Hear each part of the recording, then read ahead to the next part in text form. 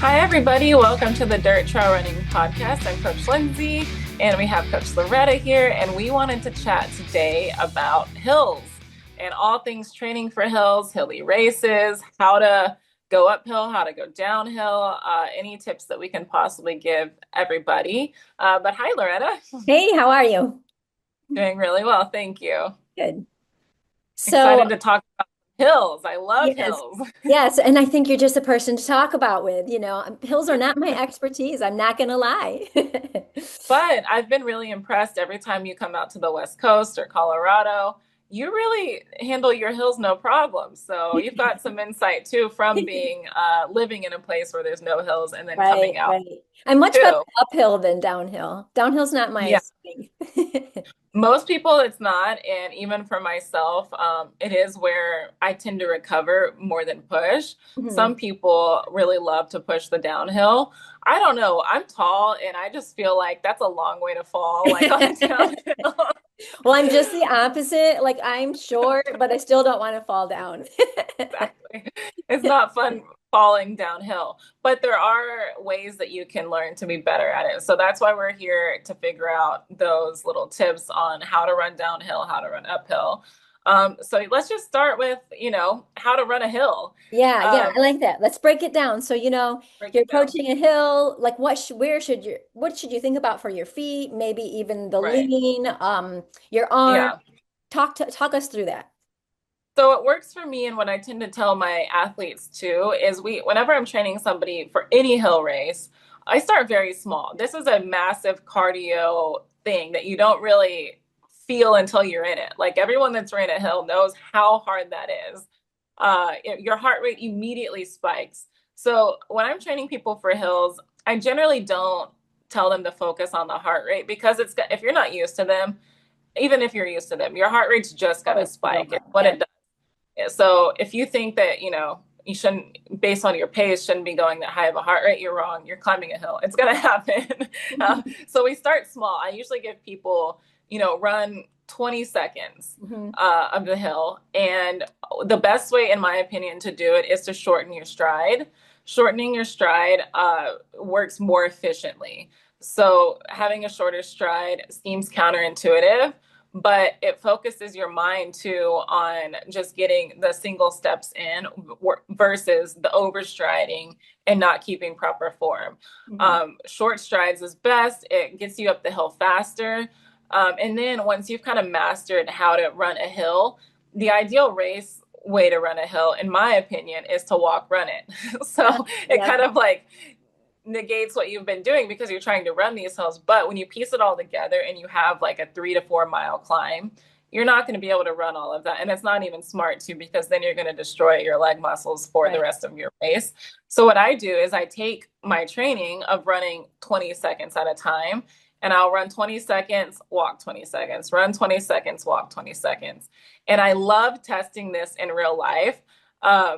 Always at a race, there's somebody that insists on running this hill, like the entire 4 miles of it. And I'll keep them in my sight. And I always pass them doing a walk run. Like it's Yes. inevitable. Unless they're a pro, you're going to pass people that are trying to run this hill by walk running and saving your muscles. So just throwing that out there, it's way more efficient to walk run versus attempting to run for Right. 4 miles straight uphill.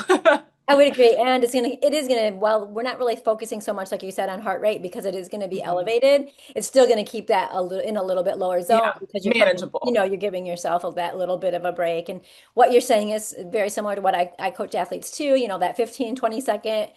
uphill, best Yeah, effort, and then a walk down for recovery and, so you yeah, can get good at those climbs. And then that short stride I think is also good. For me, one of the things that I like to do is I know a lot of times you'll hear like look ahead of you when you run, like look out for. yeah.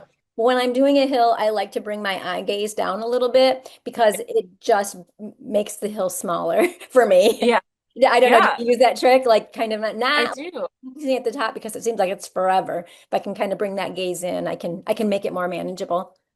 I agree. And then most of the time when you are running hills, there's got to be rocks around too. It's just smart to know to Yes, know of where course you're going to they're. be looking, but yeah, yeah, Yeah. yeah. to know where your feet are going. Even uphill, people don't think about tripping uphill. I do it all the time. Like it's very possible to trip uphill. Right. So be aware of where your feet are. Shorten your stride. Really focus on one step at a time.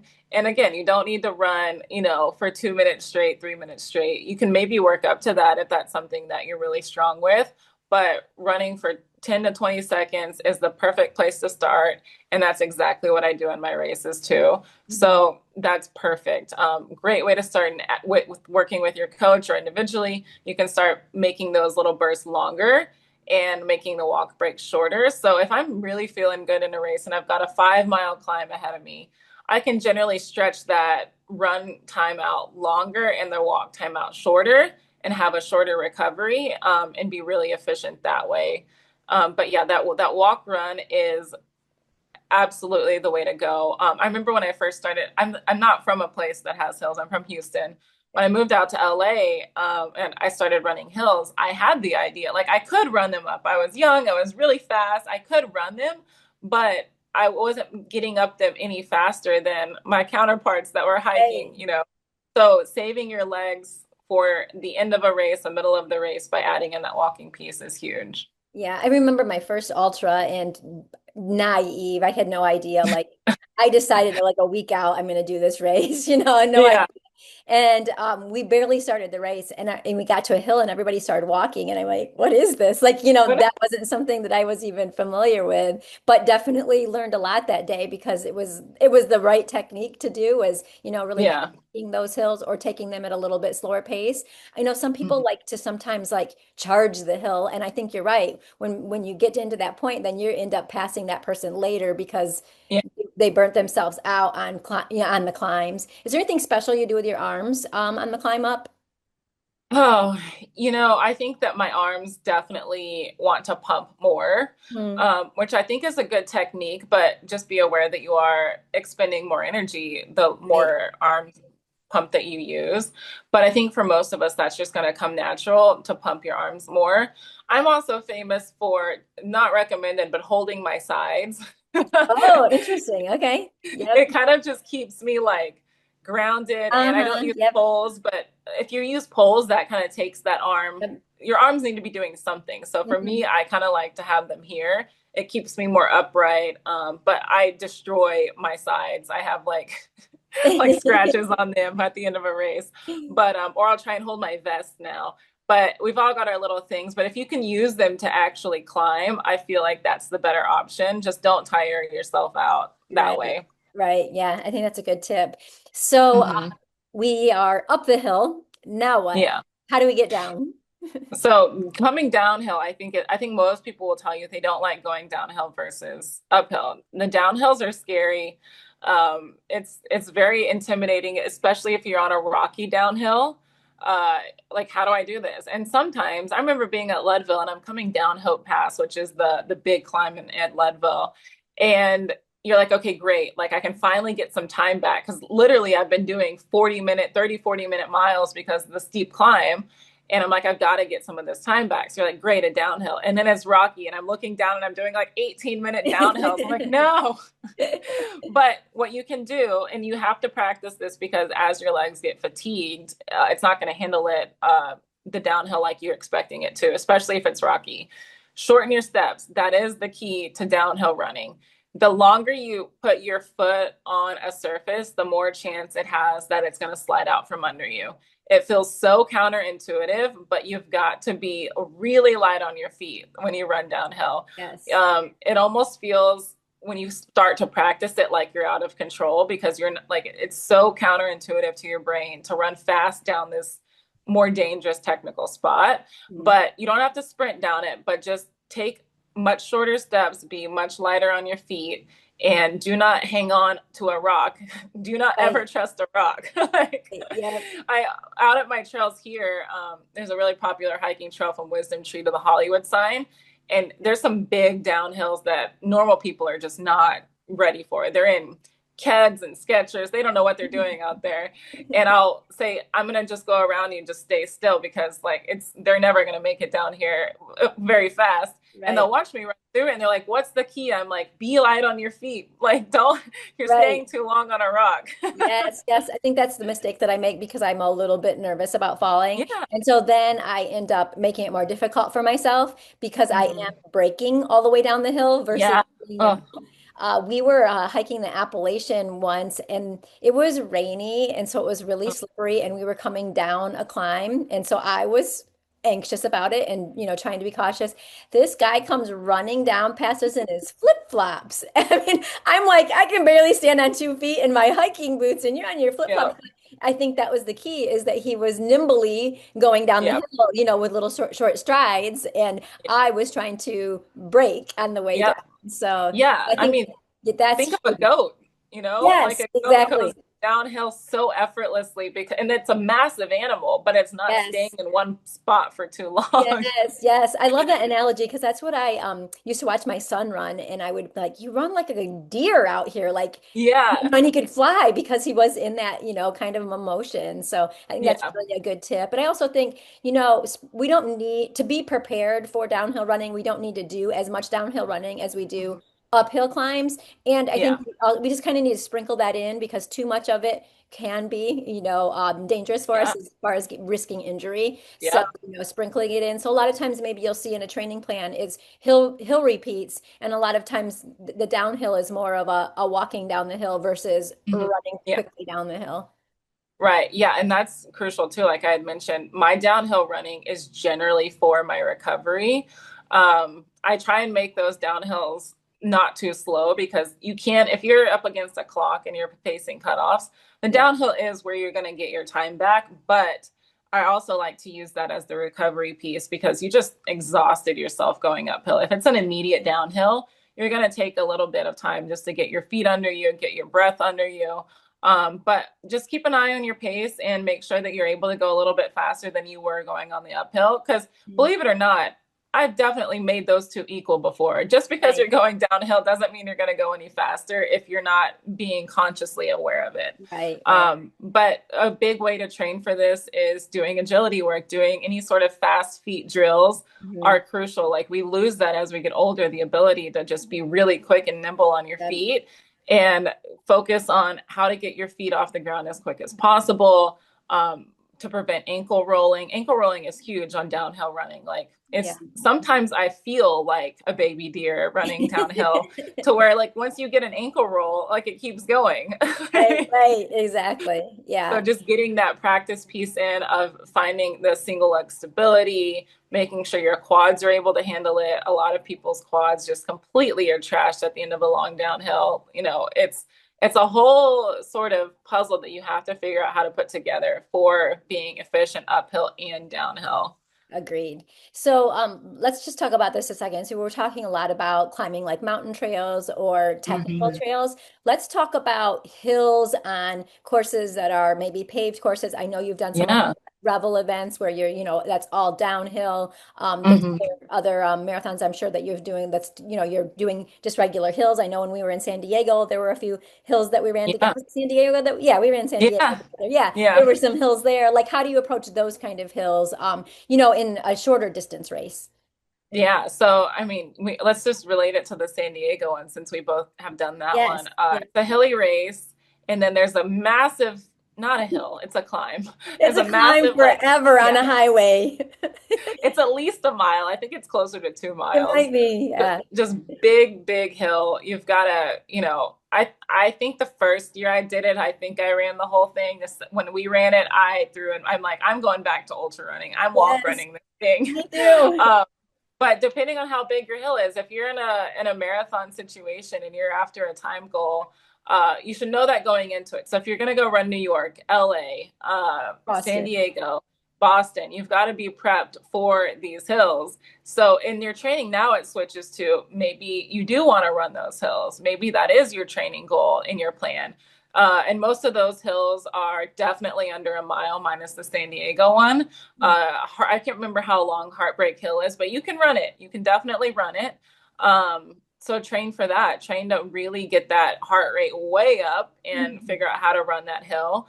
But I would also back off and maybe go at the hill not 100%, maybe go at it at 80% because specifically Boston, it starts with a ton of downhill, and every hill you're going to get a downhill too. So just know that you will get that effort back Mhm. on the downhill. And on the downhill on a road race, you can actually go fast, which is Right, that's right. really nice without trying. There's a lot less tripping hazards, a lot more stability on your feet. But fast feet running is also good to practice for those types of things too.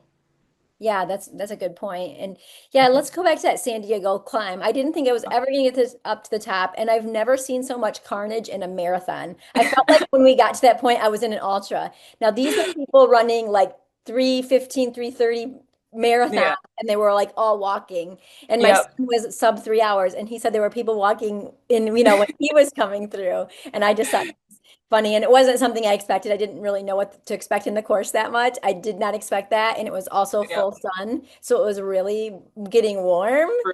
Yeah, yeah. That hill, I mean, what a fun course. But that hill at San Diego is the most gnarly hill I've ever encountered on a road race. But we were descending a long ways before we came to that hill. Yeah, Kind of coming through that like yep. I guess a little trail that we came through, and yeah. Yeah, yeah. And then yeah, you have to just deal with that massive uphill. But I think that's pretty rare for a road marathon to have that long of a hill. Right, Like the other right, ones I was naming, like even LA has quite a few hills, but they're, at most, I don't know, a quarter mile, the normal type of hill situation. right, The San right, Diego one is just a specialty hill. right. Yeah. But I think the second time I ran it, I just ended up doing the walk run and just, put the ego aside and was like, I'll Right. get Yeah. this back on the other side of Yeah. it. Yeah. There's nothing wrong. Like everyone, when they run a road race and you have a time goal in your mind, you think that you can't walk a single step of it. But I'm sure you're the same way too. I like to walk the aid stations and make sure I get some water actually in my mouth Right, versus throwing right. it out Down my my throat. face. Like, Yes. especially when they have like a colored fluid out there, then I'm Right, throwing like right, red dye at myself. right. Absolutely. Yeah, and I Yeah. think what I like to try to guide people to is rate of perceived effort, right, or exertion. Mhm. Like Yeah. making sure that your rate of perceived exertion isn't skyrocketing on the uphill because it's Yeah. really going to be counterproductive for you. So if your pace may go slower while your RPE remains at a higher Yeah. level, but just kind of trying to keep that a bit even on the uphills, downhills, and flats, so Yeah. you're not really overexerting those hills and like really burning yourself out and not really helping you, I guess. It's not really making you Yeah. overall having a better race. Right. Yeah. Keeping, like I said, maybe don't go up 100%, maybe go up at 80%. But in your training, the only way to really work that is to really put in a good effort on the hills, but you're doing it for shorter bursts than training. You're doing these repeats where you're putting in a good effort and then recovering. But that translates to race day being able to manage hopefully a little bit lower of a heart rate as you're Right. climbing these hills. But yeah, I would never really recommend an all out sprint Yeah. up a hill in a race. Right. Maybe if it's a very short race, like a 5K or a 10K. But in a marathon, like you're gonna get that back elsewhere. If you try and sprint up a hill at mile 3 in a marathon, you're Yeah, you're likely gonna be paying for it. oh, that's great. I did run the Foot Locker Championship course one year in Wisconsin. I think it was Wisconsin. Yeah. And it was on a a college cross country course. Mhm. And I would say maybe 200 meters in, it was straight uphill. It was the Woo! hardest start of a race, and it was on grass. Hardest start of Oh a race. no. So like sucking air on the in the first like less than Yeah. half mile is not a good Oh place to yeah. be. No, that's so hard and like a little demoralizing. It is. It is. You're like, dang, this is not Like, how easy. did I do this? Right. But speaking, that's kind of similar. This race I just did, it was a 2.2 mile loop, and the first 1.2 miles of it is a climb. And, I mean, I still get caught up in it. In the first loop, I mean, I ran the whole, first 1.2 miles along with everybody. And I knew I'm like, I shouldn't run this. I shouldn't run this. And then the second loop, I started walking, and then you start to slowly see people walk. Ah, Like, yeah, yeah, because yeah. especially I was not going to be out there for 12 hours. So I was like, I can't try and run this the whole time. Yes, yes. See, I did that on it was my very first 12-hour race. Again, naive, and Yeah, had a hill in the loop. It was a 4-mile loop, but it was a section that kind of went through the woods, and it was a little bit technical, and there was a bit of a climb, a pretty steep climb, not long but yeah, short, steep right. climb. And I was out there by myself for a long time, and I was, of course, started out with running as well. And I'm like, this doesn't sound like a good decision. And then finally, I got a pacer later on, and they would insist, like, do not Yeah, run that hill, like. And yeah. it was probably some of the best advice I had been given, right? Like, oh yeah, that's smart. But when Don't you do come from not used to running like shorter events, Yeah, you had to like, and it's a race, I shouldn't be walking, but it's really like a kind of more the norm than not norm, right? To be able yeah. to power hike those hills. So you're still walking with purpose. It's not like you're, just Leisure. leisure. Yeah, Yeah, exactly. So yeah, I think that with that, it kind of helps. We talk sometimes when we're talking about flat courses like Tunnel Hill or doing these track events. We talk about doing a run walk strategy, but in these yeah. types of races where there's a lot of climbing and descending, then that kind of naturally happens. We're not setting our Right. timer per se for like a run walk that we Yeah. might do when we're doing a more of a flat course. Any thoughts Oh, on yeah. comments? Yeah. I mean, yeah, like when you're running Tunnel Hill, Hennepin, all of these races, you'll hear timers go off, like we've talked about. On Right. a mountain race, no one's using a timer because it's just Yes. naturally happening. Yes. But it's so good. Like just because you can run up a hill does not mean you should. Right. That's the Exactly. biggest Exactly. advice I have. But too, like a lot of times out here, there'll be, even like my last race, there'll be 100 mile going on, a 6 hour, a 5K, a 10K, all starting at the same time. So you've really got to run your race. Like you don't know if the person next to you is trying to sprint a 5K while you're doing 100 miles. That's a like good just point. It's always yeah, tricky just when you get in races that have so many different races yeah, so going many on. different distances. Even if they're not starting at the same time, there's actually a relay going on my race. So Yes, every couple loops, there'd be someone fly by me, but yes. they didn't have a water bottle on them. They were in like road shoes. I was like, okay, they're in a relay. Like, Yes, I run a race that does the same thing, and I'll be like, where did that person come from? Like, I thought I was, up in the top pack, and now they guys are flying by. Have to be yeah, relay runners. yeah. They're So just sprinting. yeah, you've got to run your own race, especially in a long 100 mountain race. Like you, just because you let somebody go, if you're a competitive person, somebody that you're used to running with, if you see them run ahead, let them go. Like Right, so many times you go through a low at a different point than another person. It's very hard to stay together with a friend or anyone really. Like you're right. just going to go through highs and lows at different points. Really run your own race. That's the biggest thing I can say, especially in mountain races, is we all have different strengths. Maybe you might be better at downhill running. Maybe I might be better at uphill running. Or my non-negotiable with myself on a mountain race, I give myself full rein to hike as much as I want to on the uphills, but if it's flat, I'm running. So Right. that's kind of my thing. If I can run, I'm going to run. But a lot of people use that spot to walk to and eat and refuel. But we all have different strengths. So run your own race, especially Yes, in yes. something that has so many variables. I love that. So before we wrap up here, I'm just going to share. We mentioned it before. We did Brazos Bend together before. Mhm. Lindsay and I are very different heights. I think I come to her hip. I don't realize how much shorter I am until we take a picture together. And we were decided at late in the race that we were going to do this run walk. Well, it became a run for me because her legs are so long. I couldn't walk that fast. So I'm Yeah, it's jogging.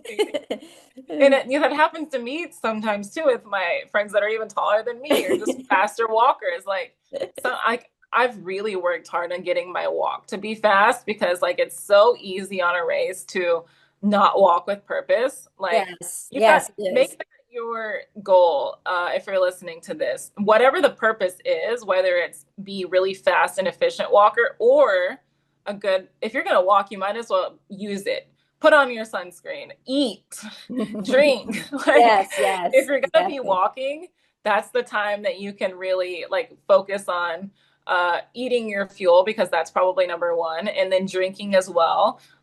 If you forgot to put on sunscreen that you really need and you have some on you, use that time, do it Yeah. there. Um, Especially on a loop course or anywhere with aid stations, you can waste so much time doing things that you can actually do on your Keep run. moving forward. You know what I I mean? completely agree. Yeah. I'm Like a some big, people are big, stopping, yeah, yeah. I'm a big believer. stopping to Don't put on stop the at the aid yeah. stations. Walk through them. No. grab the stuff and just keep moving. And you can, because if you're stopping, you're wasting so much time, right? If you can keep moving, Walking is better than stopping. yeah, yeah, Yep. Yeah. absolutely. So don't just aimlessly walk in a race. You can always find something to do when you're walking because, a race is long. You're going to constantly need attention to your body. If you're chafing somewhere, have a bag of lube on you and Yep. apply while you're walking. Like, Yes, do things exactly. that you've got to do out there. But the best thing is to eat. And then if you've got everything checked off that you need to do, have a goal of your effort that you want that walk to be. Keep Hmm. that goal. Do not just start leisurely walking. Have a Yep. purpose. Like your body really relies on momentum when you're in a race.